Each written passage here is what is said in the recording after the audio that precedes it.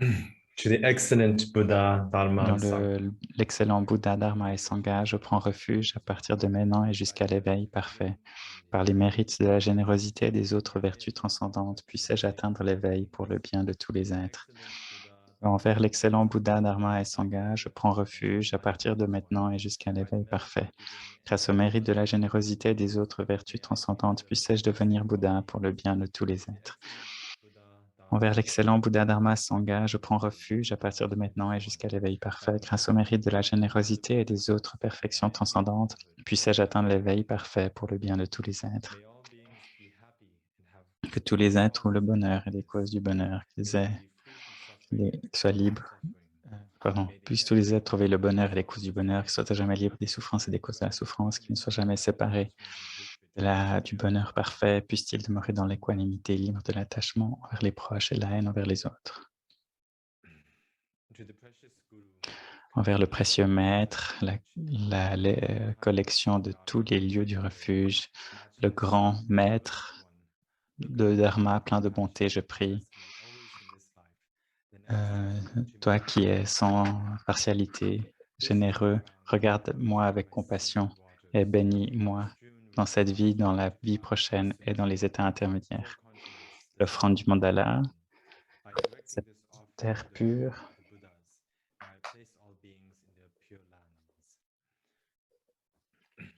In accordance with the wishes and mental capacity of living beings, please une turn the vase wheel. parfumée jonchée de fleurs réparée du mont Meru et des 4 continents. Je la visualise comme un champ de Bouddha. Grâce à cette offrande, puissent tous les êtres jouir des champs parfaitement purs. Je vous prie de tourner la roue des enseignements des petits et grands véhicules et du véhicule commun selon les souhaits des êtres et leurs différentes capacités. Merci beaucoup.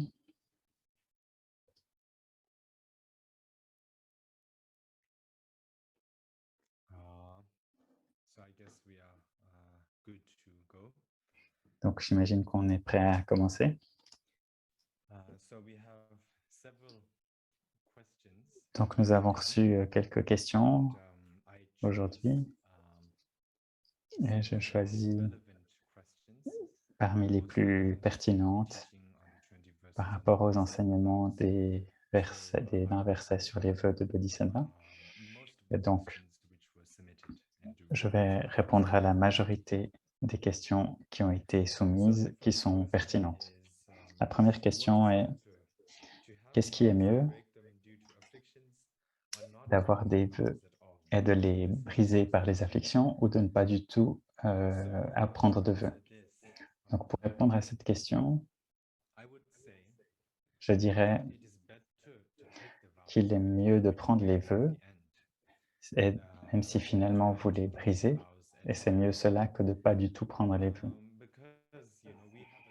Pourquoi? Parce qu'on a obtenu cette précieuse vie humaine et que c'est le meilleur état, la meilleure occasion pour pratiquer le Dharma, d'avoir cette vie humaine. Et donc, une fois qu'on a obtenu ce corps humain, ce serait une perte importante que de ne pas prendre les vœux de Bodhisattva. Et donc, même si vous les brisez à la fin, c'est quand même toujours utile de les avoir pris. Et bien sûr, puisqu'on est des humains et qu'on a des afflictions mentales, c'est normal qu'on brise ou qu'on abîme les vœux. Bien sûr, nous devrions faire autant notre mieux et ne pas les briser. Mais il y a toujours un risque. Et il y a toujours une possibilité de reprendre ses vœux.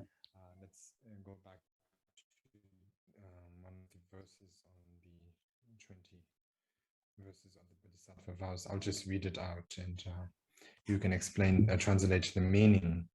Je vais juste relire ces vœux et vous pouvez traduire.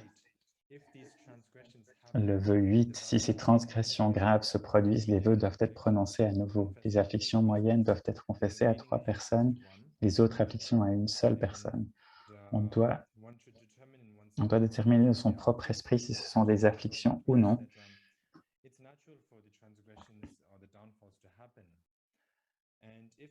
C'est normal donc que ça arrive, donc on peut les reprendre. On peut reprendre ses vœux d'un maître, un maître qui est capable de donner ses vœux qui a bien compris les enseignements du Mahayana. Et si un tel maître n'est pas disponible, on peut reprendre les vœux en présence des trois joyaux en les visualisant devant nous. Et si un maître n'est pas disponible, n'est pas présent, ça, si les vœux ont été brisés par des afflictions très graves, et si les vœux ont été brisés par des afflictions moyennes, ces transgressions peuvent être confessées devant 3 personnes et priées à nouveau ainsi. Et si c'est une toute petite affliction qui a légèrement abîmé le vœu, on peut reprendre ce vœu, confesser et reprendre ce vœu face à une seule personne. Donc un ami de la voie qui est sur la voie des Bodhisattvas. Donc il n'y a pas besoin de s'inquiéter puisque ça peut être repris, mais le plus important c'est qu'une fois qu'on les a reçus, nous devrions faire notre mieux pour ne pas les abîmer. Mais s'ils sont abîmés, nous avons une solution. On n'a pas besoin donc de s'en inquiéter. Et donc, il est mieux de prendre les vœux que de ne pas du tout les prendre. Maintenant, si on lit la deuxième question, quelle est la différence de briser les 4 vœux principaux par rapport aux 36 vœux branches? Donc, principalement les 4 vœux racines. Nous devons donc demeurer loin de commettre aucun de ces 36 transgressions.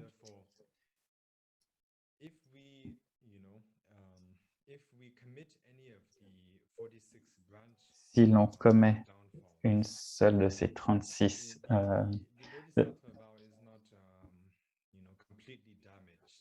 si l'on brise un de ces 36 afflictions branches, comme c'est décrit, et non pas les 4 afflictions racines, c'est pas si grave. Et si on abîme en faisant les 4 transgressions racines, donc si on commet les 4 fautes racines, les fautes principales, les vœux sont complètement détruits, mais on peut aller un petit peu plus en détail là-dedans. Les vœux de Bodhisattva ne sont pas complètement détruits, juste en commettant ces 4 fautes racines. Si on les commet avec une affliction très forte, avec des émotions très fortes, alors le vœu est détruit. Les vœux de Bodhisattva sont détruits. Mais si l'on commet ces 4 fautes racines, fautes principales, avec des petites ou moyennes afflictions, alors les vœux de Bodhisattva, même si on a commis les 4 fautes principales ou racines, avec ces intentions moyennes ou légères, alors les vœux ne sont pas brisés complètement. Nous avons donc beaucoup parlé des très fortes afflictions, des afflictions moyennes et des légères afflictions légères. Qu'est-ce que cela signifie? Et donc, ce serait bien de comprendre cela clairement. Donc, pour expliquer cela, il a été enseigné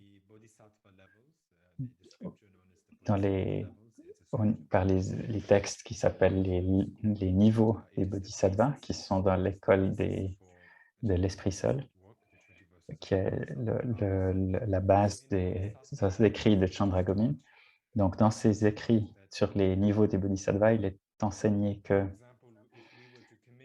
par exemple, si l'on commet une de ces 4 afflictions racines, 4 fautes racines, chutes racines en fait, et si on n'a aucun sens de honte, si on n'est pas gêné par cela et qu'on les fait encore et encore sans aucun regret ou sans aucune honte par rapport à ça, avec même de la joie, et si on voit ces 4 chutes comme quelque chose de réjouissant ou d'agréable, alors ça, alors là, on commet cette chute avec une grande affliction, avec une intensité maximale. But only have sort of like Mais si, two of what was mentioned earlier, not all of those qualities which we mentioned earlier. So the earlier qualities which we mentioned was to not have shame. donc si on commet ces fautes, mais sans avoir ces deux, si on n'a pas ces deux attributs qui sont de ne pas avoir la honte, et si on ne les fait pas constamment, donc si on commet ces... Et donc, si on n'a pas à la fois cette répétition et cette réjouissance de commettre cette chute d'une certaine façon, alors on a une chute qu'on peut considérer comme moyenne ou légère. Si l'on a juste une seule de ces fautes, par exemple, sur ces 4 chutes, si on commet une de ces 4 chutes et on ne fait cela que sans avoir de honte, ou si on a honte mais qu'on les répète, si on n'a qu'une seule faute ou si on n'en a qu'une seule, alors ceci est considéré comme une affliction très légère, comme une chute légère. Donc les 4 fautes principales, racines, deviennent complètement détruites si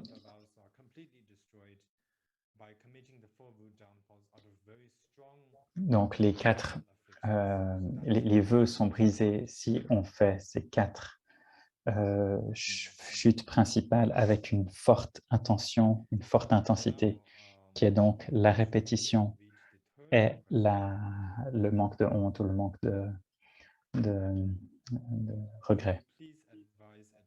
Une autre question était, est-ce que vous pouvez expliquer à quel moment le vœu de Bodhisattva peut être reçu? Donc, le moment idéal, c'est quand on a récité après le maître 3 fois.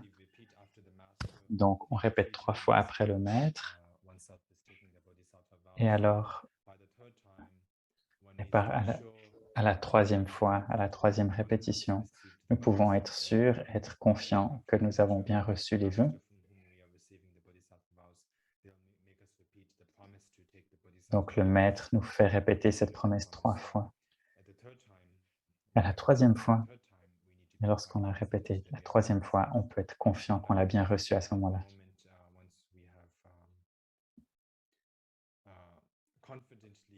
On peut, après avoir récité avec confiance 3 fois, on peut considérer que la 3e fois, nous l'avons bien reçu. Une autre question, la 4e. Pouvons-nous recevoir les vœux de Bodhisattva de nombreuses fois de différents maîtres? Pour répondre à cette question, oui, c'est possible. La première chose, c'est assez évident maintenant que les vœux peuvent être abîmés ou détériorés, et donc on peut les reprendre à nouveau. Et dans un tel exemple,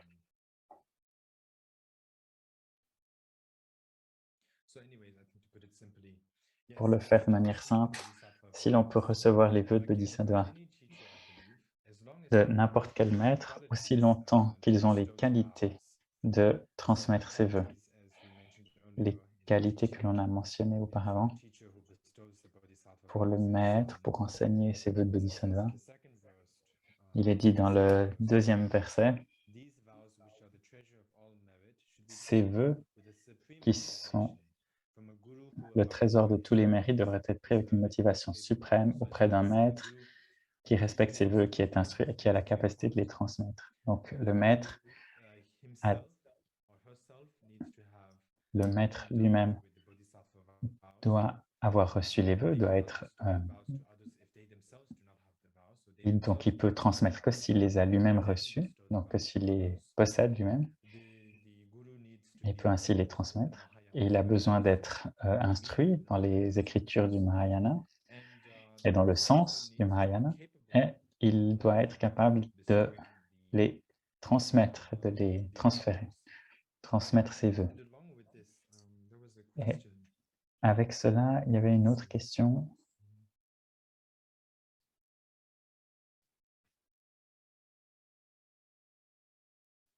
There was a question somewhere, I think. Yes, actually the next question.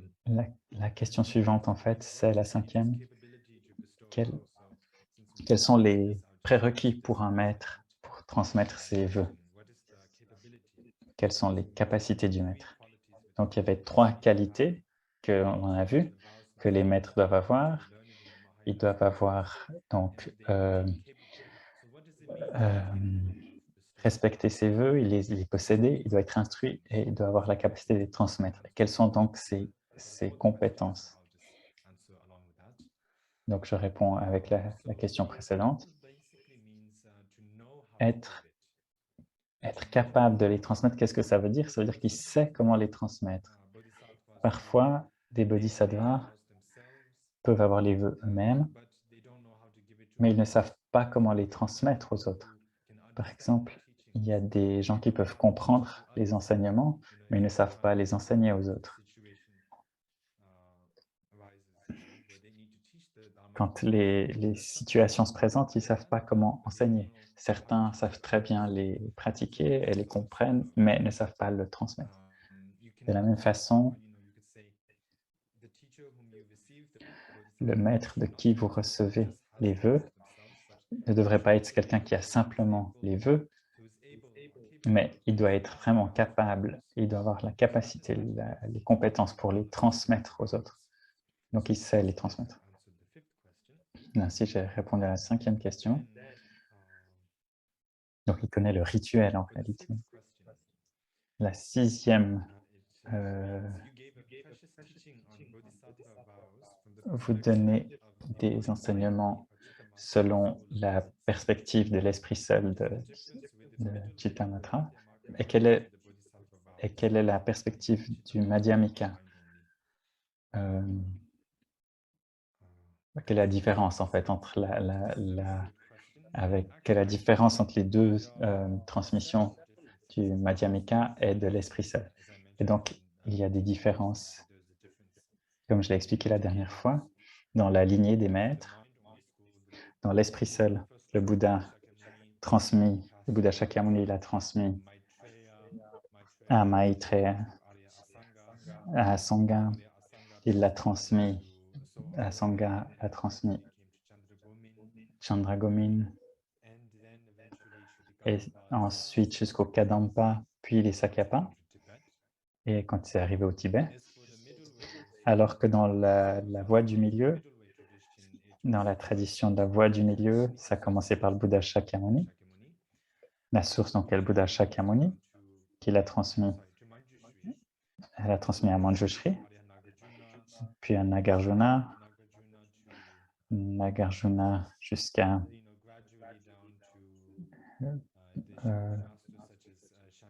des maîtres comme Shantideva, Chandrakirti, et ainsi de suite, jusqu'au maître fondateur de la lignée Sakyapa au Tibet. Et donc, les deux lignées sont continuent depuis l'origine jusqu'à aujourd'hui. Ces lignées, on peut le tracer depuis maintenant jusqu'à Bouddha Shakyamuni. On peut nommer chaque maître. Il y a une très longue liste donc de maîtres. Et cette liste est disponible, de ce que j'ai entendu, dans la collection des tantras, dans cet ouvrage. Et donc, la lignée de ces deux vœux, je n'ai pas compris, pardon. On ne va pas aller donc plus en détail, mais ça, ce sont les différences. Et il y a d'autres différences également. Dans l'école La Voie du Milieu,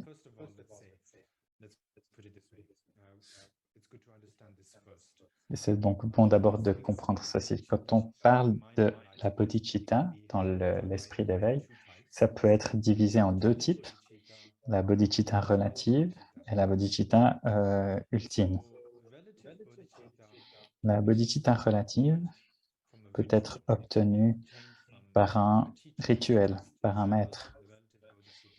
Et ce sont donc les vœux de la bodhicitta relative qui peuvent être transmis par un maître qualifié. Mais la bodhicitta ultime, la réalisation donc de la nature des phénomènes, qui est donc la vacuité, ne peut pas être reçue par un rituel, mais elle doit être obtenue par ses propres efforts, comme l'accumulation et la pratique. Et donc la bodhicitta relative, l'esprit d'éveil relatif, est donc les vœux que l'on reçoit à travers un maître, par un rituel. C'est donc la bodhicitta relative, l'esprit d'éveil relatif. On ne peut donc pas recevoir l'esprit d'éveil ultime par un rituel. Et donc, quand on parle de l'esprit d'éveil relatif, l'esprit d'éveil relatif peut être divisé en deux aspects, la pensée d'aspiration et la mise en pratique. Rinpoche donc donne les noms en tibétain. L'aspiration, les vœux d'éveil en aspiration. Donc, on souhaite atteindre à l'éveil pour le bien des êtres. On souhaite le résultat. On vise atteindre ce résultat que l'on vise, donc c'est l'éveil. Ça, c'est pour le bien de tous les êtres, ce n'est pas juste pour vous-même. Et donc, le deuxième type de bodhicitta relative, c'est l'application ou la pensée de l'éveil engagé ou l'engagement. Là, donc, on souhaite créer les causes de l'éveil. Donc, concrètement, c'est pratiquer les causes qui mènent à l'éveil pour le bien des êtres, et c'est donc s'engager dans les pratiques des bodhisattvas. Souhaiter donc pratiquer, créer les causes pour atteindre l'éveil. Et ceci, c'est donc la pensée, la pratique de l'engagement dans l'esprit d'éveil relatif. Dans l'école de la voie du milieu, quand on reçoit les vœux de bodhisattva par son maître, vous recevez les vœux selon...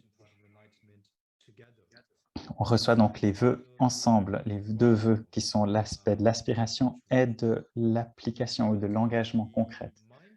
Mais dans l'esprit seul, dans la tradition de l'esprit seul, quand on reçoit les vœux de la bodhicitta relative, on reçoit ces deux aspects de l'esprit d'éveil relatif séparément. Donc, il y a deux rituels différents, l'aspiration et la mise en pratique donc, du vœu d'éveil.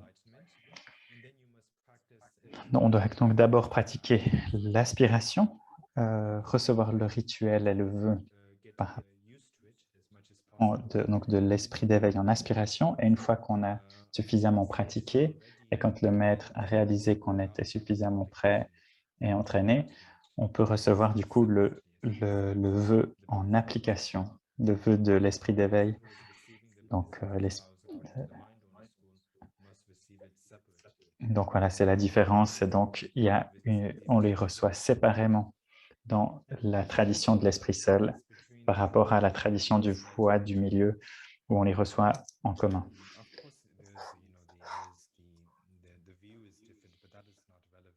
Bien sûr que la vue est relative, mais ça, ce n'est pas si important pour l'instant. Une personne peut recevoir les vœux de bodhisattva selon la tradition de la voie du milieu, mais la vue peut être celle de la tradition de l'esprit seul. Mais quand on parle des différences entre ces deux traditions, donc pour l'instant, ce n'est pas si important. En fait, ça peut s'interchanger. C'est la vue par rapport au rituel qu'on prend. Ainsi, on peut prendre les vœux de bodhisattva selon la tradition de la voie du milieu, Et la vue peut être selon la tradition de l'esprit seul, et à l'inverse, on peut prendre les vœux selon la tradition de l'esprit seul, alors que notre vue philosophique est selon la tradition de la voie du milieu. Donc, ce n'est pas si important.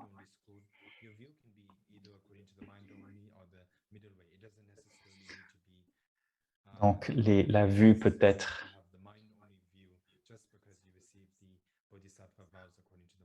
Voilà, donc quel que soit le vœu qu'on prend, on peut avoir la vue philosophique de l'autre tradition, c'est OK.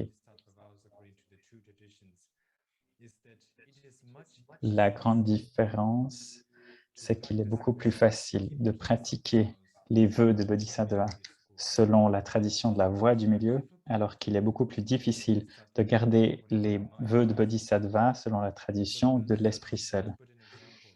Pour vous donner un exemple,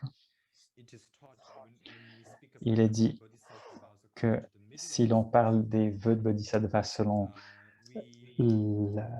la voie du milieu, on dit aux pratiquants, on n'attend pas d'eux qu'ils ne doivent pas garder tous les vœux. On dit, vous pouvez, une fois que vous avez reçu les vœux de Bodhisattva selon la voie du milieu, vous pouvez faire de votre mieux et pratiquer les pratiques des Bodhisattvas. Et si vous pratiquez pour un seul jour, alors faites-le. Faites cela pour un seul jour si c'est ce que dont vous êtes capable. Par exemple, les 6 perfections, vous pouvez pratiquer ce dont vous êtes capable, en fait. Et si vous pouvez pratiquer que pour un mois, c'est très bien, vous pouvez prendre ces pratiques pour un mois. Si vous pouvez pratiquer cela pour une année, c'est très bien, vous pouvez faire un bon boulot pendant une année. Vous n'avez pas besoin de pratiquer cela pour toujours. Et si vous pouvez pratiquer que le temps de votre vie, c'est bon, vous pouvez faire cela. Vous n'avez pas besoin de pratiquer jusqu'à l'éveil parfait. Bien sûr que si vous pouvez pratiquer jusqu'à l'éveil parfait, c'est l'idéal. Et donc ça, c'est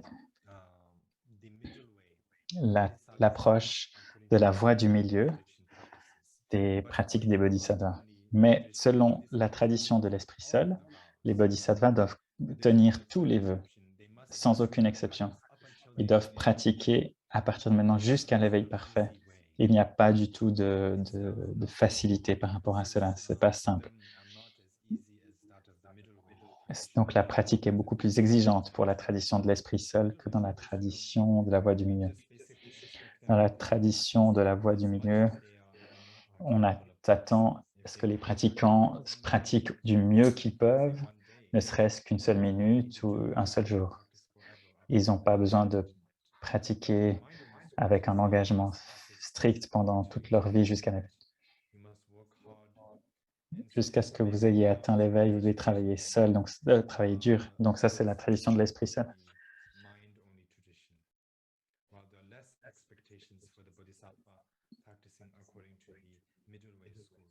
Voilà, donc il y a moins d'attente pour la tradition de la voie du milieu, et donc c'est plus facile.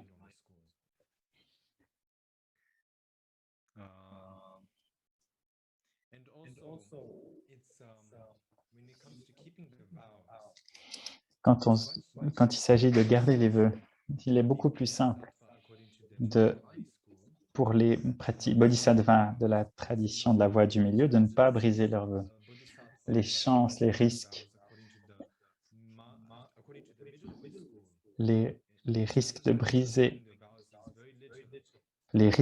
ses vœux dans la tradition de la voie du milieu sont beaucoup plus faibles, tandis que les risques de briser ses vœux de bodhisattva dans la tradition de l'esprit seul, les chances de briser ses vœux est bien plus probable.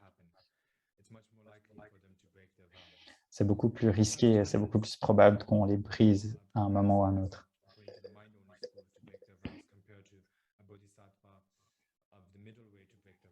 Donc la tradition de la voie du milieu est plus facile. On dit que les bodhisattvas qui suivent la voie du milieu, c'est plus difficile de briser les vœux, puisque la cause principale de briser les vœux, selon la tradition de la voie du milieu, c'est si l'on abandonne le vœu de l'esprit d'éveil relatif, qui est la partie de l'aspiration dont on avait parlé avant. Si on n'abandonne pas ce vœu en aspiration d'atteindre à l'éveil pour le bien des êtres, si on n'abandonne pas ce vœu dans la tradition de la voie du milieu, alors les vœux ne sont pas détruits dans la tradition de la voie du milieu.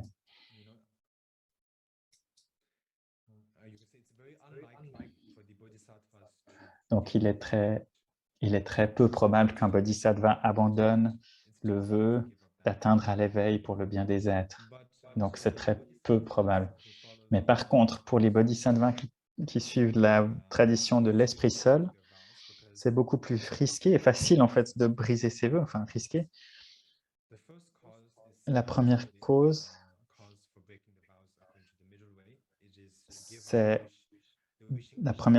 de briser ses vœux, c'est d'abandonner la partie de l'aspiration, d'atteindre à l'éveil pour le bien des autres. Ça, c'est donc la première cause de briser ses vœux, c'est d'abandonner l'aspiration à atteindre l'éveil pour les autres. La deuxième cause, c'est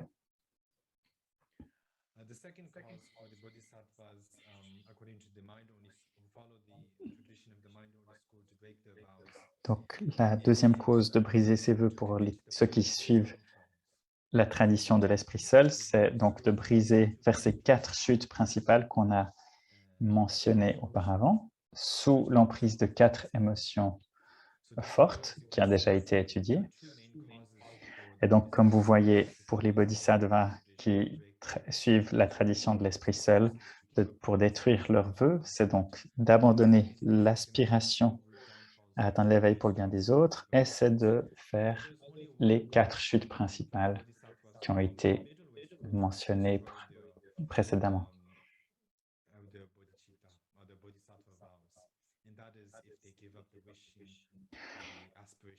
Voilà, donc il y a ceux qui suivent la tradition de la voie du milieu, ils ne peuvent détruire leurs vœux que s'ils abandonnent l'aspiration d'atteindre l'éveil pour le bien des êtres, donc le vœu en aspiration. Donc c'est beaucoup plus facile de les tenir hein, pour ceux qui suivent la tradition de la voie du milieu, comparé à ceux qui suivent la tradition de l'esprit seul. Pour clarifier encore ce point, selon la tradition de la voie du milieu, j'ai donc expliqué les 2 aspects hein, de l'aspiration de vœu de l'esprit d'éveil en aspiration et en action ou en application. Les bodhisattvas qui suivent la tradition de la voie du milieu, une fois qu'ils ont reçu les vœux de bodhicitta relatifs, ils les reçoivent ensemble. Hein, donc le vœu de l'aspiration à l'éveil et de la mise en pratique, de l'application. Une fois qu'ils ont fait ce vœu d'atteindre l'éveil pour le bien de tous les êtres, ils n'ont pas besoin de faire immédiatement toutes les pratiques de mise en pratique donc de la voie des bodhisattvas. Ils peuvent prendre et faire les pratiques dont ils sont capables. Et donc, c'est très facile pour eux. Et il n'y a pas dans cette tradition de la voie du milieu, quand on est devenu un bodhisattva, on ne dit donc il y a les 6 perfections qui sont donc la générosité, l'éthique, la patience, la discipline, la concentration, la sagesse. On leur dit, pratiquez là où vous êtes bon, ce que vous savez bien faire. Et une fois que vous êtes très habitué à une pratique, vous pouvez faire les suivantes. Et vous pouvez en faire d'autres, aller plus loin. Mais on n'attend pas des pratiquants qu'ils fassent toutes ces pratiques en même temps. Par contre, pour les bodhisattvas qui suivent la tradition de l'esprit seul, une fois qu'ils ont pris les 2 types, donc ils prennent leurs vœux séparément, une fois qu'ils ont pris ce vœu d'atteindre à l'éveil pour le bien de tous les êtres, on s'attend d'eux qu'ils prennent tous les vœux et qu'ils les pratiquent. Et on s'attend d'eux qu'ils pratiquent toutes les pratiques des bodhisattvas. Et c'est pourquoi on peut dire que quand on vient à la pratique de la voie du milieu, selon la tradition de la voie du milieu, vous pouvez donner ces vœux, on peut donner ces vœux d'une façon très simple.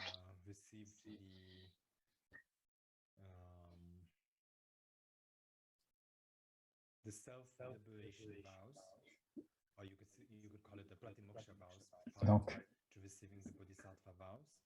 donc il n'est pas nécessaire d'avoir pris les vœux de Pratimoksha avant d'avoir pris les vœux de Bodhisattva. Les vœux donc de Hinayana avant d'avoir pris les vœux de Bodhisattva. Et on peut les donner à des grandes foules. Et donc, comme c'est plus facile à pratiquer, puisqu'ils peuvent pratiquer que dans ce dans quoi ils sont doués ou ce dans quoi ils sont à l'aise, on peut les donner à beaucoup de gens à la fois. Mais quand il s'agit de donner les vœux de Bodhisattva selon la tradition de l'Esprit seul, vous devez donc choisir avec beaucoup d'attention la personne à qui vous donnez ces vœux de manière très détaillée et très précise. Donc, il faut examiner l'étudiant ou le disciple de manière très fine. Parce que donc il faut que le disciple ait reçu les vœux de pratique moksha, donc du Hinayana, qu'il ait accumulé de nombreux mérites, qu'il soit capable de tenir les vœux. Et donc, ils vont à travers de grands tests, contrôles, d'examination. Et quand le maître est finalement convaincu que le disciple est capable de recevoir ses vœux et de les tenir, alors il les donne finalement. Et donc, on peut voir que les vœux de Bodhisattva, selon la tradition de l'Esprit seul, n'est pas pour le public, et ils sont donnés pour ceux qui sont vraiment capables de les recevoir, donc à des petites audiences, juste une personne à la fois. Ça, c'est parmi les différences principales. Il y a beaucoup de différences entre ces deux traditions.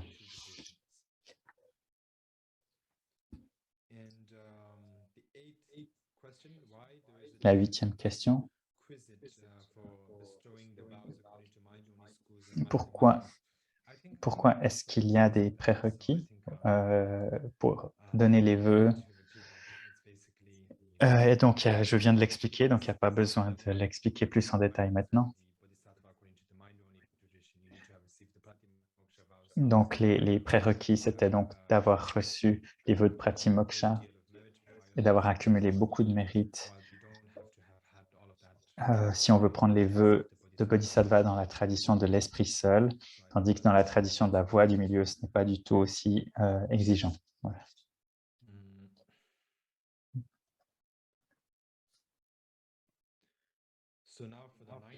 Maintenant, pour la 9e question, il y a 4 questions.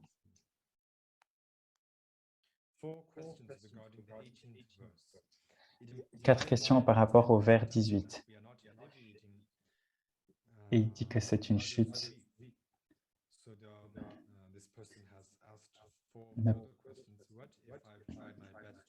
Qu'est-ce que si moi j'ai fait de mon mieux, mais que la personne est toujours triste et en colère alors qu'on n'est pas capable de l'enlever?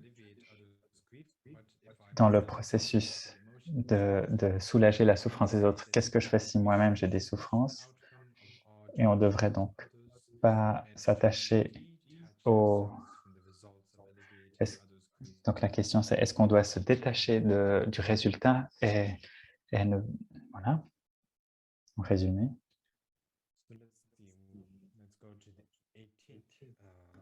Donc, allons vers le vers 18. Désolé, je n'ai pas très bien traduit la question, mais on va comprendre plus clairement. Donc, il s'agit du verset 18.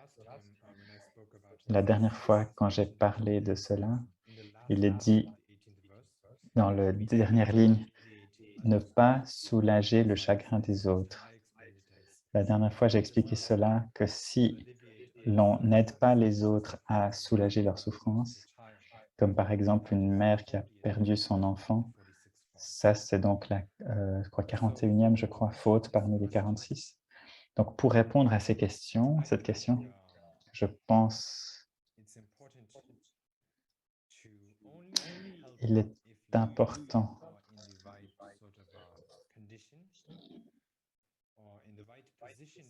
si l'on est dans la bonne position pour aider les autres. Si nous-mêmes nous avons des émotions négatives et que l'on aide les autres, ça, ce n'est probablement pas le bon moment Et ce n'est pas la bonne manière d'aider les autres.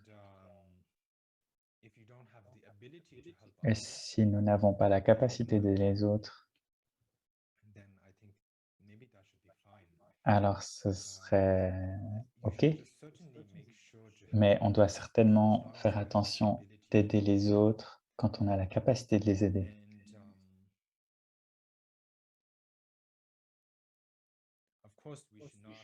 Bien sûr, nous ne devrions pas être attachés aux résultats nous ne devrions pas regarder le résultat.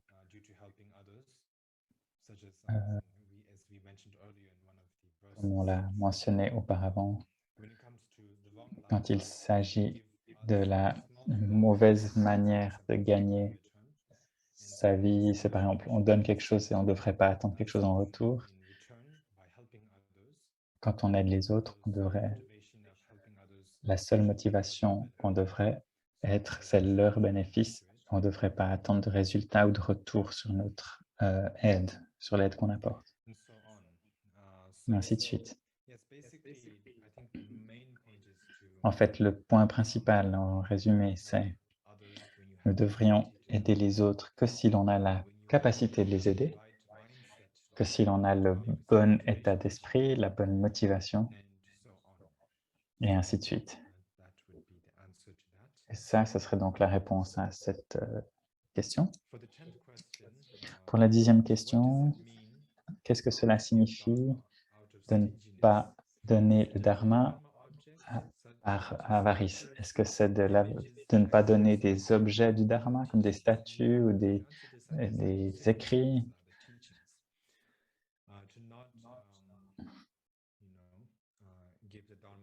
Donc, ne pas donner les enseignements du dharma par avarice. Parfois, on peut comprendre très bien le dharma nous-mêmes, on peut être très à l'aise, très clairement comprendre, mais on peut être un peu avare, on veut garder cette connaissance pour nous-mêmes, et donc on ne le partage pas avec les autres. Ça, ce n'est pas correct. Ça, c'est donc ce que Chandra Gomin disait dans ce verset, que c'est une faute de ne pas donner le dharma par avarice. La 11e question, comment est-ce qu'on peut catégoriser comment est-ce qu'on peut expliquer cette imitation du dharma? C'est le verset 7, le dharma, l'imitation du dharma sacré. C'est en fait ce qui n'est pas en accord avec les enseignements du dharma, qui n'est pas expliqué ni dans les sutras, dans la tradition du sutra, si ce n'est pas en accord avec les écrits, alors ce n'est pas du dharma authentique. Si c'est des enseignements du Vajrayana, donc si ce n'est pas inscrit, indiqué dans les tantras, alors c'est un dharma qui est incorrect. Mais là, ce n'est pas nécessaire par rapport à ce texte qui n'est pas un tantra. Mais si c'est des enseignements du Vajrayana, ils ont l'air d'être des enseignements du Vajrayana. Si ça, excusez-moi. Donc, si ça a l'air d'être un enseignement du sutra, et puis qu'en fait, ce n'est pas en accord avec les enseignements du sutra, alors c'est un dharma imité. La même chose pour le Mahayana et pour le Vajrayana. Si ça n'a pas été enseigné par les Mahasiddhas ou par les érudits, si ça n'a pas été mentionné par le Bouddha ou par ses disciples dans les Écritures, alors tout cela est en fait le dharma imité ou le faux dharma, c'est un semblant de dharma. La 12e question est, est-ce que faire des blagues et s'amuser avec ses amis, est-ce que c'est une transgression? Je ne me rappelle pas si ça a été noté comme une transgression, mais une des transgressions, c'était le bavardage. Faire des blagues et s'amuser, rigoler, ça peut être parfois similaire au bavardage, parce qu'en fait, ça peut être des discussions inutiles. Et particulièrement, si cela devient une distraction, ça nous distrait de pratiquer le dharma. Donc oui, d'une certaine façon, si vous commencez à bavarder, raconter des blagues et que vous bavardez, alors là, on peut dire que c'est une transgression.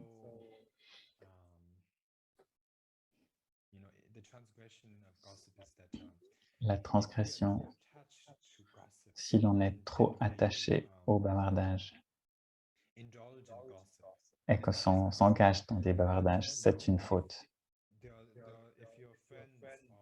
Mais si vos amis ou que des gens autour de vous bavardent et que vous écoutez un peu ce qu'ils disent, mais que votre esprit est contrôlé et que votre esprit est présent, ce n'est pas une faute. Mais que si vous rejoignez ces gens et que votre esprit n'est pas contrôlé et que vous commencez à bavarder avec eux et que vous êtes distrait par ces bavardages, alors c'est une faute. Bien sûr, les blagues et le plaisir dans les échanges, en général, ne devrait pas être une transgression.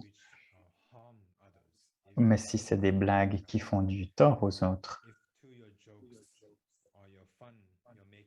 mais si vous faites des blagues et que vous vous amusez en vous moquant d'autrui, ça peut être, c'est pas des blagues amusantes, c'est plutôt des blagues qui vont dégrader l'image de l'autre, qui vont le blesser ou qui vont le critiquer. Et là, ça fait partie de faire du tort aux autres, et donc c'est une transgression, clairement. Mais si vous faites des blagues qui sont bienveillantes et attentives, attentionnées aux autres, alors ce n'est pas si mal. La 14e question. Peut-on exprimer la révérence à d'autres traditions religieuses si on les voit comme des manifestations des corps éveillés des Bouddhas et des Bodhisattvas? Ça, c'est une question assez compliquée, en fait. Bien sûr, habituellement, nous avons cette pratique de voir la vue pure et on essaye de voir toutes les apparences comme des déités. On essaye de voir que les êtres autour de nous sont des Bouddhas, des Bodhisattvas. Et ça, bien sûr, c'est beaucoup mieux ainsi. C'est mieux ainsi que de voir les dieux comme étant des dieux mondains, mais ce n'est pas nécessaire de le faire. Il n'est pas nécessaire de voir les dieux, les déités des autres religions comme étant des Bouddhas et des Bodhisattvas, mais bien sûr, si l'on pratique le Vajrayana, toutes les apparences sont en fait des manifestations du Bouddha et Bodhisattva. Et donc, dans ce cas-là, c'est bien de le faire, mais là, on est sur un enseignement qui ne parle pas du Vajrayana, donc il n'est pas nécessaire de le faire. Pour la 15e question, pouvez-vous clarifier qu'est-ce qu'implique ne pas lire des écritures non bouddhistes? Nous pourrions, Chandra Gomini n'avait pas complètement empêché de lire les écritures non bouddhistes. Il y a des moments dans lesquels c'est important de les apprendre, de les connaître, mais c'est pratique d'apprendre ces écritures non bouddhiques, c'est pour bien comprendre les différences qu'il y a entre les vœux bouddhistes et les approches non bouddhistes. Et en ayant cette bonne compréhension, on peut savoir quelle est la pratique correcte du dharma et qu'est-ce qui n'est pas correct. En tant que bodhisattva, ayant déjà pris refuge dans les 3 joyaux, ayant déjà pris les vœux de Bodhisattva. Et à ce moment-là, étudier les écritures non bouddhistes par plaisir, en se réjouissant, être inspiré par ces enseignements non bouddhiques, alors ceci n'est pas correct. Donc, prendre du plaisir à lire des écritures non bouddhiques, cela signifie être très discipliné, être très motivé à lire ces écritures non bouddhiques plus que des textes du Dharma. Et donc, il n'est donc pas nécessaire. On peut lire ces textes, mais il n'y a pas besoin d'être super enthousiaste et avoir une grande enthousiasme à lire ces écrits non bouddhistes.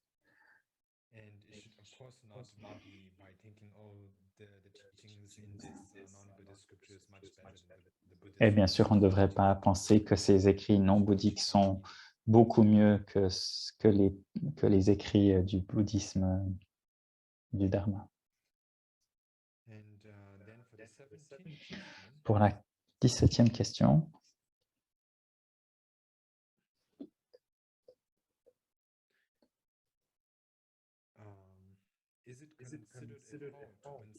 est-ce que c'est considéré comme une faute si quelqu'un met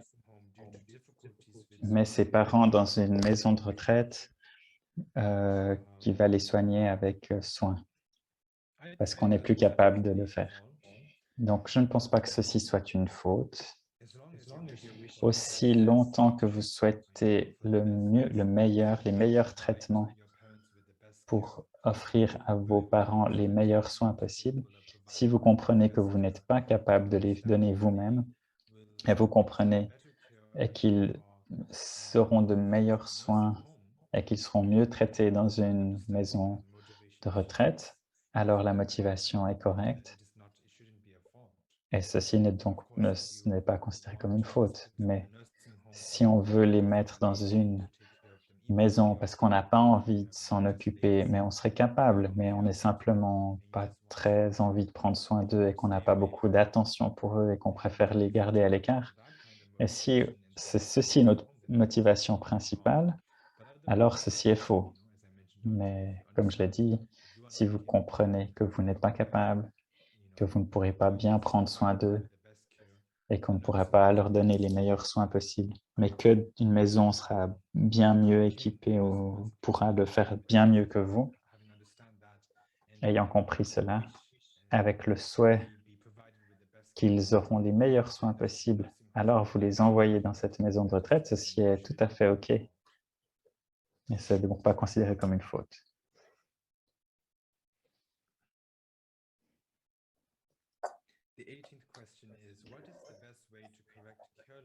Quelle est la meilleure façon de corriger le manque d'attention, le manque de soins pour ceux qui sont, et ne pas les mettre en colère? Ceci est assez compliqué, comme on l'a dit auparavant dans les enseignements. Si vous remarquez que ceux qui manquent d'attention, de soins, qui sont négligents, nous devrions les inviter à être prudents ou attentifs. Mais de nos jours, dans notre société, si vous dites à quelqu'un ce qu'il devrait faire, les gens n'aiment pas ça. Et ils n'aiment pas qu'on leur dise ce qu'ils doivent faire. Donc, dans notre société, c'est très difficile. Donc, d'abord, les gens n'aiment pas se sentir jugés et ils n'aiment pas qu'on leur dise. Donc, comme je disais, c'est difficile de dire aux gens ce qu'il faut faire ces jours, à moins que vous soyez vous-même le maître des étudiants. Et donc, les étudiants sont déjà, enfin, la personne est déjà votre étudiant. Là, c'est plus facile, mais sinon, c'est assez compliqué. La meilleure chose que vous puissiez faire, c'est de vous mettre vous-même en exemple. Soyez l'exemple d'être un bon pratiquant, d'être attentif à vos actions, d'être présent. Et ainsi, la personne avec un peu de chance pourra comprendre le message et comprendre les fautes de leurs actions et prendre exemple sur vous comme un modèle. Ça, ce serait donc la meilleure manière de montrer comment dépasser la négligence ou le manque d'attention. Si on continue cette question,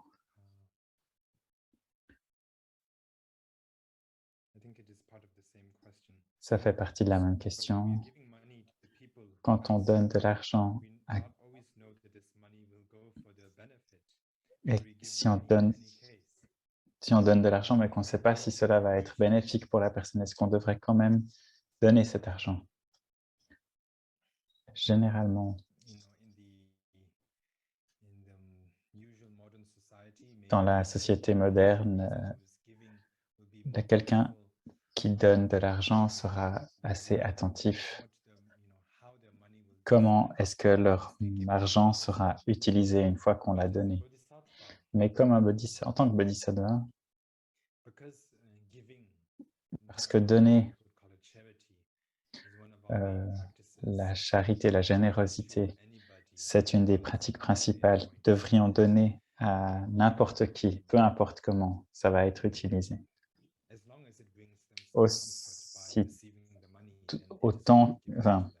Pourvu que cela leur apporte un peu de confort et de bien-être.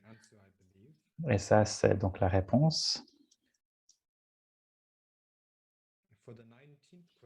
Pour la 19e question, que signifie critiquer les maîtres en s'appuyant simplement sur les mots?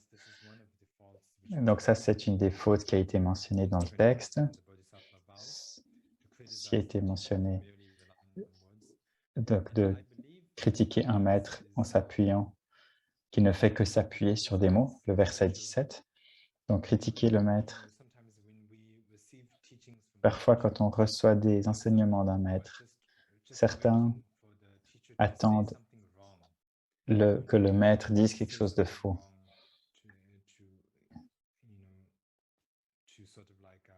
Ils sont, d'une certaine façon, essayent de repérer les erreurs et à quel moment il dit quelque chose d'incorrect. Ça, c'est donc ce que ça peut signifier. Donc là, critiquer l'enseignant qui ne fait que s'appuyer sur des mots plutôt que de voir le sens qu'il essaye de transmettre. Et donc, on s'appuie beaucoup sur les mots, sur la manière dont les choses sont dites de manière incorrecte, qui sont des erreurs mineures. Et ainsi, après critiquer le maître, c'est donc une erreur par rapport à ne pas comprendre le sens profond. Pour la question suivante, quelle période de temps sans offrir quoi que ce soit aux trois joyaux devient une erreur? Ça, c'est écrit dans les commentaires des 20 versets sur les vœux des Bodhisattvas de Tom Michelsen, un des 5 maîtres Sakya fondateurs. Ça, c'est donc un commentaire qui est très, très important, qui est disponible en anglais, qui a été traduit par Moktaz. Les versets racines des 20 versets des Bodhisattvas, ainsi que le commentaire a été traduit en anglais avec Khenchen Ape Rinpoche et avec l'aide de Khenchen Ape Rinpoche. Donc, il serait bien que chacun de vous, et particulièrement ceux qui lisent anglais, puissent obtenir ce livre avec ses commentaires, puisque le vœu la nature des vœux, comment les vœux sont transmis, comment ils sont détruits, comment est-ce qu'on peut les reprendre, tout cela est expliqué avec beaucoup de détails dans ce texte. Mais quoi qu'il en soit, je n'ai pas trouvé de réponse à cette question dans le commentaire. Il est mentionné dans le commentaire ne pas offrir aux trois joyaux, comme c'est une faute, mais il n'est pas mentionné en tant que bodhisattva, vous devez faire une offrande chaque jour ou chaque demi-jour. Il n'est rien indiqué de tel. Cela signifie simplement, je pense, qu'une fois qu'on a reçu les vœux de bodhisattva, selon la tradition de l'esprit seul, si l'on abandonne, si l'on oublie de donner, de faire ces offrandes aux trois joyaux, ne serait-ce qu'une seule fois, après avoir reçu les vœux, alors ceci est une faute. Mais si vous voulez le faire de temps en temps, ou une fois, par-ci par-là, c'est déjà une très bonne chose. Mais si donc Rinpoche dit que c'est important de le faire de temps en temps, si on peut le faire par-ci par-là régulièrement, c'est une bonne chose.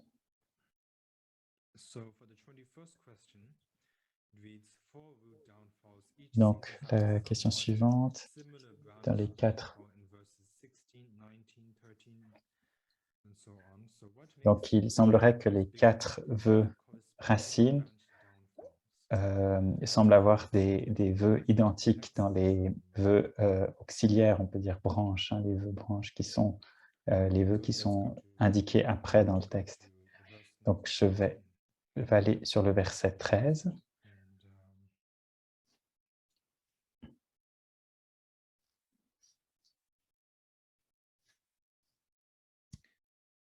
Je vais commencer plutôt avec le verset 16. Dans le verset 16, il est dit que les 46 traditions de fautes mineures,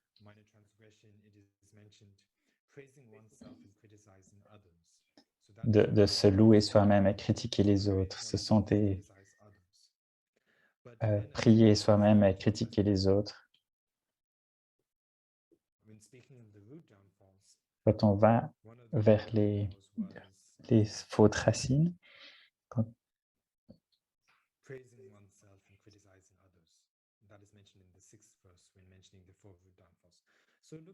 voilà, donc, ouais, ça a l'air très semblable. En fait, c'est le 6e verset. Se vanter et critiquer les autres, c'est une faute mineure, mais ça ressemble à la faute majeure qui est indiquée dans la branche 16.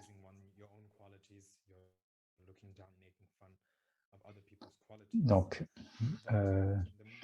se vanter et critiquer les fautes des autres, mais la différence, elle réside dans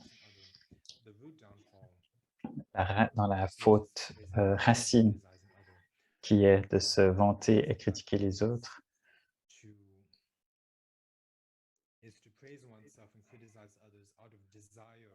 C'est de le faire par désir pour obtenir du respect. C'est clairement indiqué dans le 6e verset.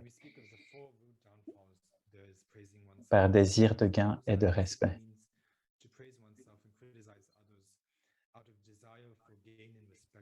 Donc ça devient une faute racine, une faute fondamentale. Par contre, dans le 16e verset, on dit aussi de se louer et critiquer les autres par colère. Et donc, la cause est différente. Enfin, le contexte est différent. Et donc ça, quand c'est par colère, cela devient une faute mineure. Et dans un autre verset, ne pas donner à ceux qui veulent la richesse, verset 19, c'est la 41e faute mineure, ne pas donner à ceux qui veulent la richesse. Ceux qui veulent la richesse. C'est donc une mineure c'est donc une faute mineure, mais si l'on va dans les fautes essentielles, racines, les fautes majeures, par avarice, ne pas donner ceux qui souffrent et manquent de protection, le dharma et la richesse. De nouveau, c'est le contexte. ne pas donner dans la faute essentielle racine, c'est pas donner par avarice. Et l'autre, c'est ne pas donner la richesse, ne pas donner la richesse. Et c'est ceci par colère. Le facteur causal est différent parce que c'est la colère qui fait que la faute est mineure dans la 19e stance.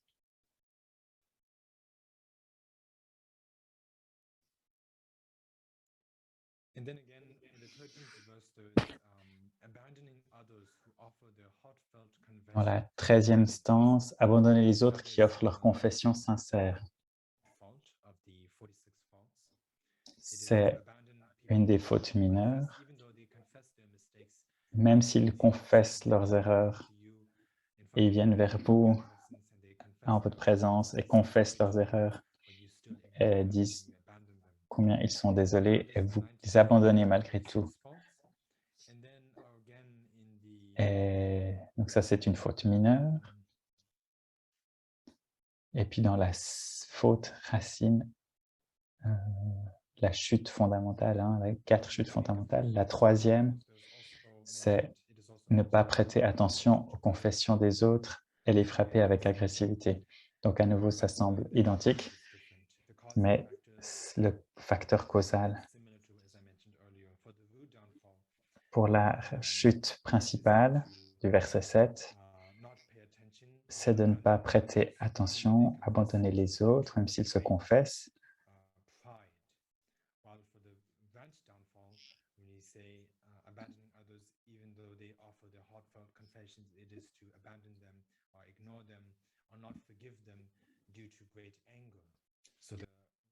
Ah ouais, c'est donc la 7e, c'est parce qu'il y a un conflit. Et puis, par contre, quand c'est mineur, c'est parce qu'il y a une colère. Bon, c'est pas très clair.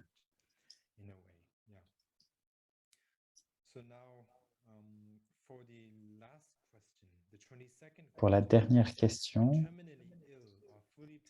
quand une personne qui est en fin de vie ou paralysée, qui traverse de très grandes souffrances, demande à finir sa vie, est-ce qu'à ce moment-là, les aider est une chute? Oui, il semblerait. Je pense que ce ne serait pas une chute aussi longtemps que vous avez la motivation correcte. Si, comme il était mentionné précédemment, il y a 3 disciplines morales des bodhisattvas. C'est la discipline morale d'abandonner les actions négatives, la discipline morale d'accomplir des actes positifs et de faire le bien des êtres. Donc, comme c'est écrit dans le 20e verset, de faire le bien des êtres, le Bouddha Shakyamuni a permis aux bodhisattvas de commettre ce qui serait apparemment un acte négatif du corps, de la parole et de l'esprit, si cela aide réellement les autres. Ainsi, quand quelqu'un est malade, est pleinement paralysé et souffre grandement et qu'ils demandent à finir leur vie, il est OK pour un bodhisattva d'accepter cela, de faire en sorte qu'ils puissent terminer leur vie. Cela peut sembler participer à tuer quelqu'un, donc ça peut paraître quelque chose de négatif, mais cela peut aussi être vu comme étant une action de soulager la souffrance des autres. Donc, si vous avez ce type de motivation,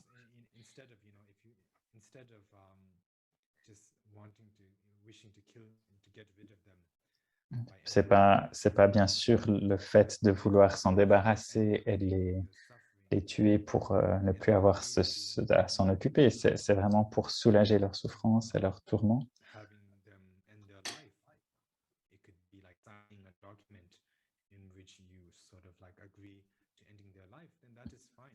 Donc, ça peut être OK pour un bodhisattva d'accepter d'aider quelqu'un à terminer sa vie Ça peut faire partie de cette action de soulager la souffrance.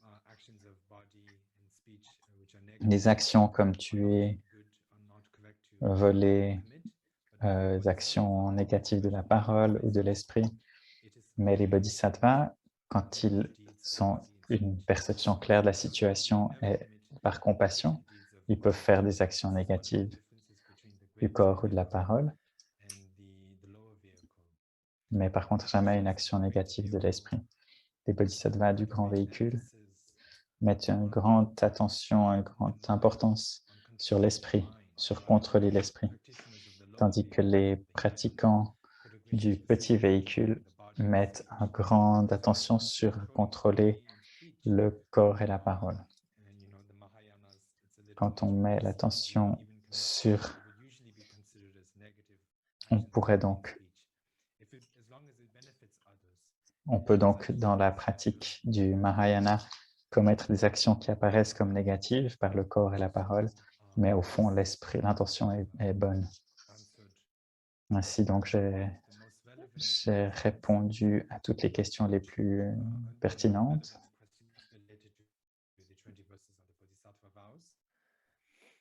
Donc maintenant, j'ai répondu à ces questions par rapport aux 20 versets des Bodhisattvas. Le plus important, on ne peut pas couvrir toute chose avec seulement 2 enseignements.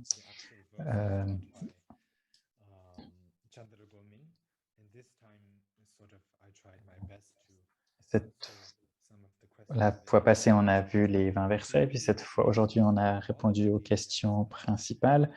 Mais si vous voulez avoir tous les détails par rapport à ces 20 versets sur les vœux des Bodhisattvas et que vous voulez avoir la vision complète de cela, il est important de lire le commentaire que je l'ai expliqué tout à l'heure. Chempa Gyaltsen, je n'ai pas bien entendu son nom. Il est très important d'étudier ce texte. Je crois qu'il est écrit dans les commentaires en bas. Donc maintenant, je vais faire la transmission du mantra de Vajrasattva. Vajrasattva, c'est la déité de purification. Vajrasattva lui-même a béni quiconque, a béni son nom pour quiconque réciterait son mantra, ses actions négatives seraient purifiées. Donc, il est très important pour ça de réciter le mantra de Vajrasattva, parce qu'en tant que pratiquant, depuis des temps infinis jusqu'à aujourd'hui, nous avons commis d'innombrables actions négatives, que ce soit par notre corps, notre parole, notre esprit, et par les trois, en fait. De nombreuses de nos actions négatives que l'on a accumulées, nous les avons toujours en nous, on les porte toujours avec nous, le karma négatif. Nous n'avons pas confessé nos actions négatives qu'on a accomplies depuis des temps infinis. Et le plus on s'est habitué à ces karmas négatifs et on les a accomplis, le plus c'est difficile pour le karma positif d'arriver. Et donc, il est très important de confesser ces actions négatives. Et pour les confesser, il est très important de confesser devant un objet pur comme l'image de Vajrasattva ou la visualisation de Vajrasattva. Et avoir de regrets, avoir accompli des actions négatives. Ne pas réciter le mantra en ayant l'esprit distrait, mais nous devrions être pleinement concentrés et avoir des regrets pour les actions négatives et concentrer sur le mantra quand on récite. On devrait donc s'appuyer sur ce mantra de Vajrasattva pour faire la purification et s'engager à ne plus commettre les mêmes fautes à nouveau. Donc, il est très important de se confesser de cette façon. Et c'est donc bien si l'on peut réciter le mantra de Vajrasattva autant que possible. Il est dit que si l'on peut réciter le mantra de Vajrasattva 21 fois chaque jour,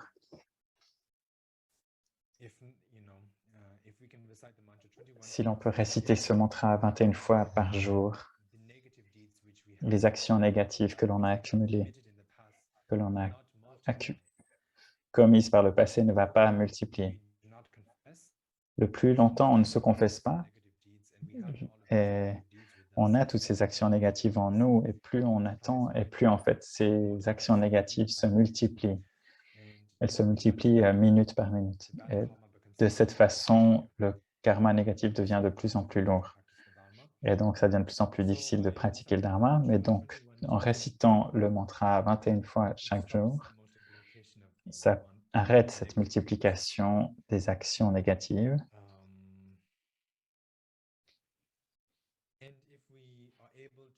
Et si l'on est capable de réciter ce mantra 108 fois chaque jour, il est dit que les actions négatives que l'on a commises depuis les temps sans commencement sera complètement purifiées.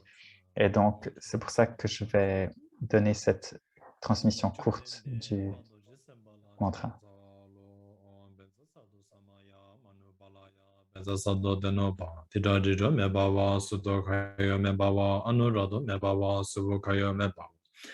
Sawasidi me bayaza sawagama suzame zidam shriya guru ha ha ho bhagavan savadada gada bezama mimunza bezibawa ma samaya sado on beza sado samaya manupalaya beza sado denoba tida jido me bawa Sudokaya me bawa anurado me bawa subokaya me bawa sawasidi me bayaza sawagama suzame zidam shriya guru ho bhagavan savadada gada benzama memunza bezibawa ma samaya sado benza sado samaya manu balaya benza sado denoba dijajijo me bawa sudokayo me bawa anurada me bawa subokayo me bawa sawasidi me bayaza sarvagama suzame tsidam shriya guru ha ho bhagavan savadada gada Benzama menza benze bawa ma samaya sado gewa di nyutu la doji semba chugyo ne dowa chigya ma leba te sala ge bara sho. So with this I've bestowed the old transmission on Avec Vajrasattva. ceci, j'ai donné la transmission du mantra de Vajrasattva. Il y a une petite différence sur comment on récite le mantra dans la tradition Sakyapa par rapport au Nyingma. Pour nous, les Sakyapa, pour les autres traditions, ils disent Sutokai Omebawa, puis Supokai Omebawa, Anurakto Omebawa, et ensuite Sawasidi Metayacha. Pour nous, Sakyapa, nous récitons Sutokai Omebawa, et après Anurakto Omebawa, et après Supokai Omebawa. Donc, les mots sont les mêmes, mais sont dans un ordre légèrement différent. Ça, c'est la seule petite différence de la manière dont on récite. Mais on peut réciter de la façon que vous voulez, selon votre tradition. Les bénédictions sont la même de toute façon. Et maintenant, pour conclure cet enseignement, je vais transmettre la bénédiction Kago de Vajrakilaya, qui est donc une bénédiction donnée de la tradition Keun de Vajrakilaya, la famille Keun, dans laquelle je suis né moi-même, a une connexion très particulière avec Vajrakilaya, qui est donc la déité protectrice de la famille Keun. Et au 8e siècle, quand Guru Padmasambhava est venu au Tibet,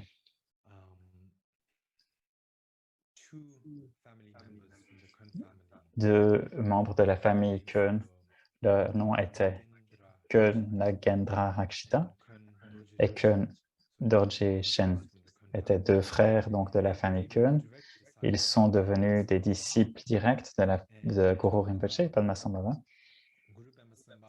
Guru Padmasambhava a transmis l'initiation complète de Vajrakilaya, ainsi que les déités protectrices de Vajrakilaya, ainsi que les initiations de Yandak et Ruka sur ces deux frères de la famille Keun.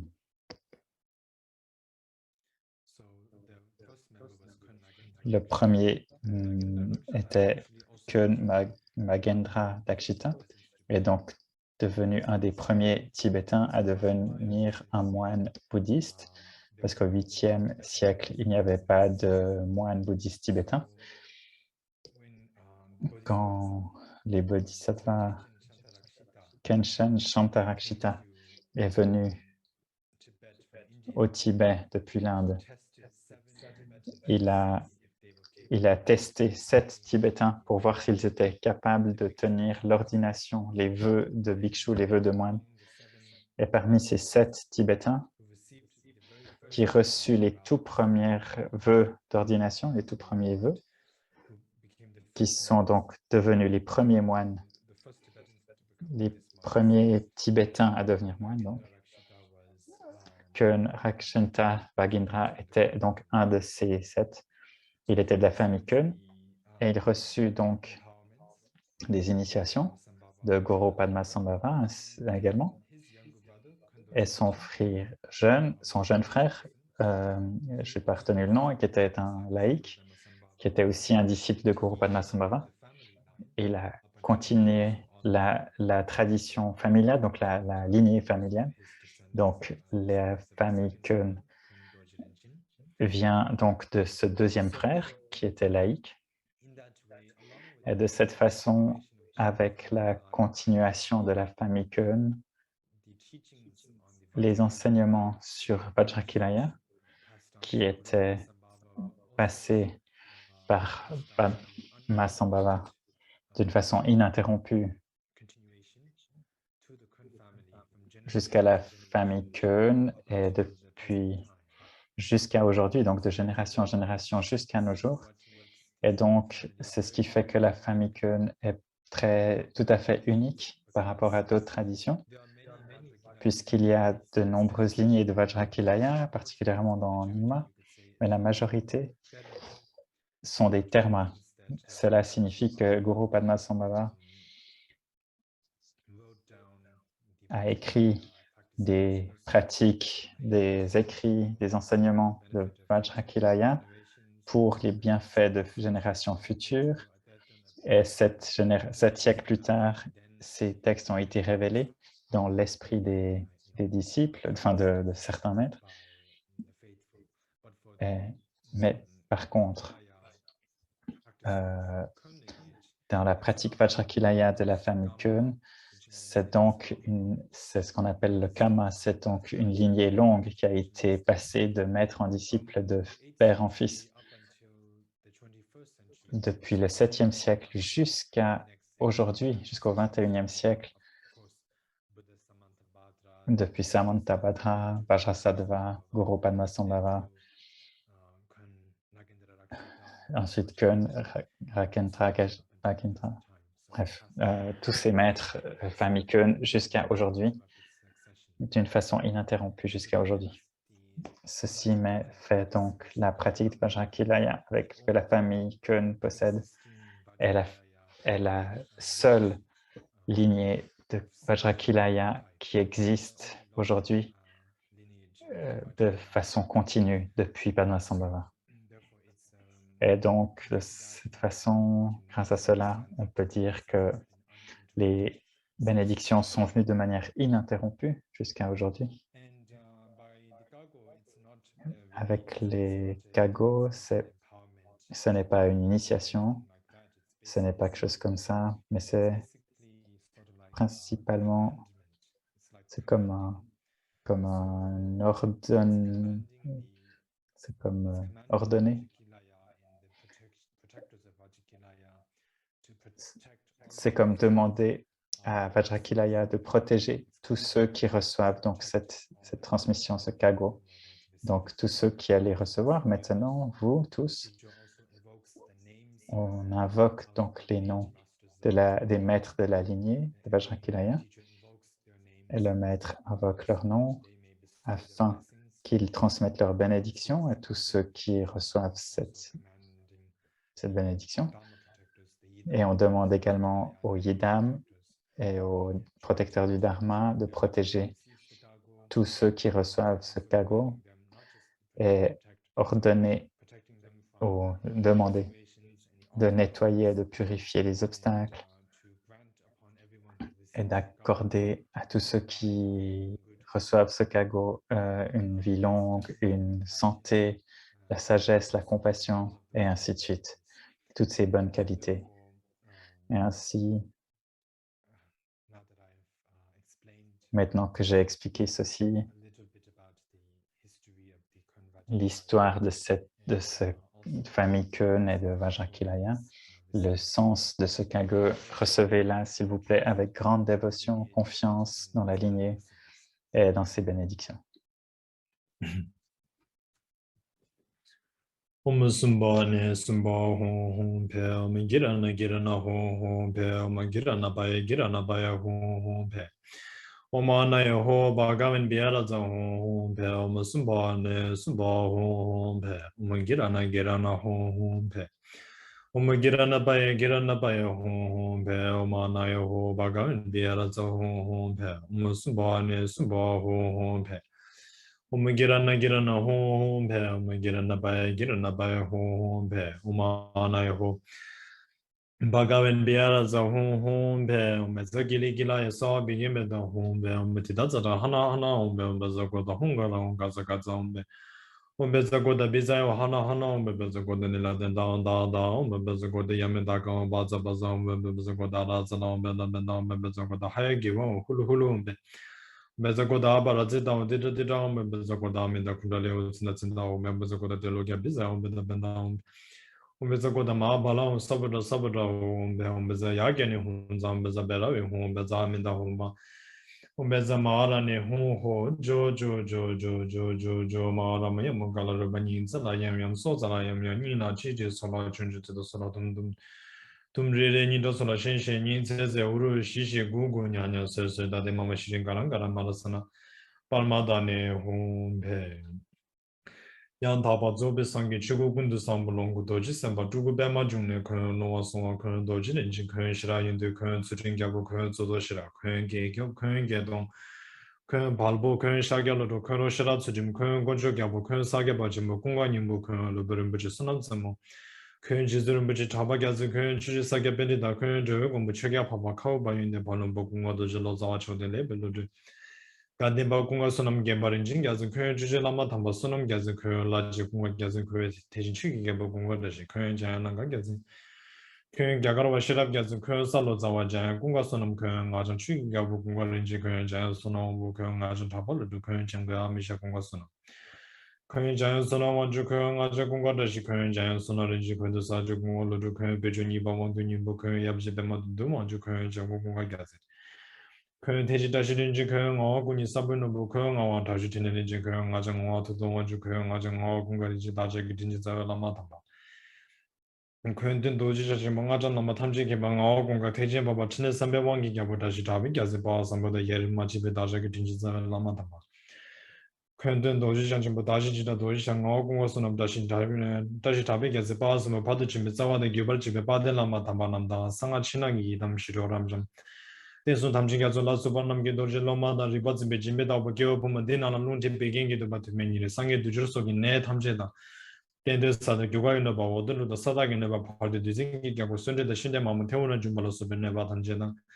신앙 로게 다게 샤게로서 봐 갱이리다 체스 충스로서 승이리다 베르베도 신기는 삼조기리다 도서 사이로서 준ben네 봐 탐제다 바로기 마즈라자 중글로서 보도나 가긴 바지미데 베초던진 여러시 와저도서 등에서 선아 받아주와 코다노 중앙타니다 참니지 자주기 셈 라서 베예데 탐지 나와 야긴고다 공내 공도 패신게데 사베된다지 이시드 주베 칠레제도 소 야와세제데 베치나다 초갸도 지슈는데 예 조와다 다게 순스기 틸스게네 바마지 베자라자라 정ベソ 베자라자라 정ベソ 베자라자라 정ベソ 마우시시 나와타이도 근제스경 세바명을 돌아치미 단주왕게를 파시세 베마주네니 드르웨가 타노가 수달로아메소 드조가긴 파시소 칭길로시 치명으로 마우시시 베자고르 베마스데 비잉가나 아이시데 자 치미세 바노농주징 리벨로드 남주시라단 세다시 빠조 강나바 대글릉게 주브르제도 소노미나 네지도 꾸제미기 사신데 자자시도 유미체 길라 쳬베다시쇼. So with this, I have just given the Vajragiraya Gago blessing, Avec ceci, je viens de donner la bénédiction du Kago et on arrive donc au bout du terme de cette journée. On peut donc maintenant réciter la prière de longue vie et la prière de dédicace. Donc la prière de longue vie.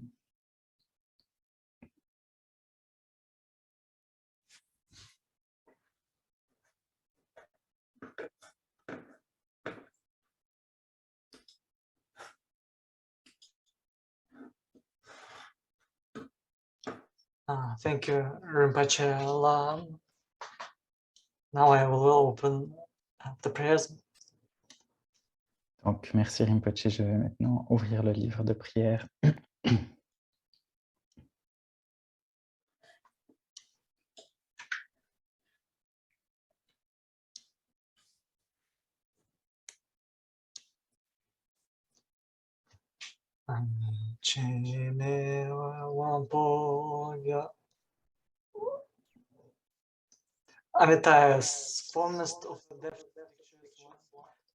Amitaius.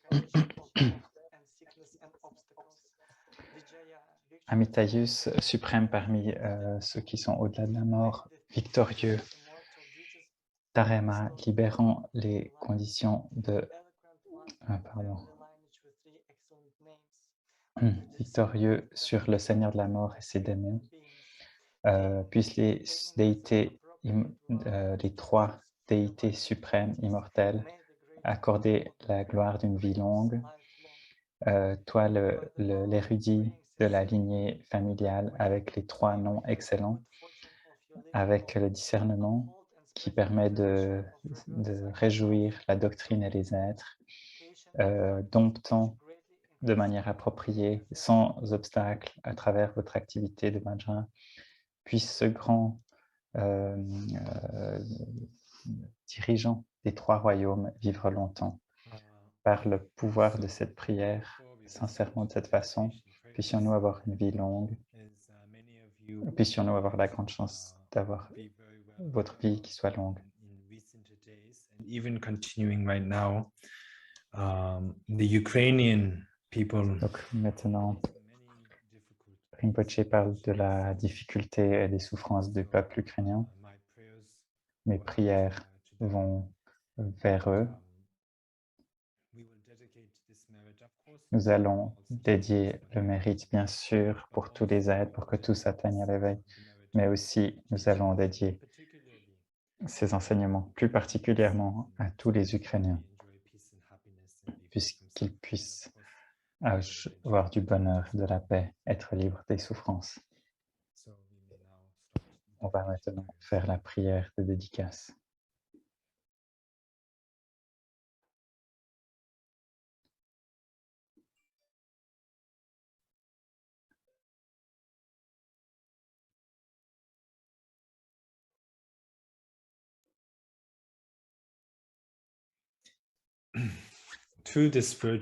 Par ce mérite, puisse-je atteindre à l'éveil, vaincre les ennemis que sont les actes nuisibles, et libérer les êtres de l'océan de l'existence, de ceux qui sont agités par les vagues de la naissance, la maladie, la vieillesse et la mort.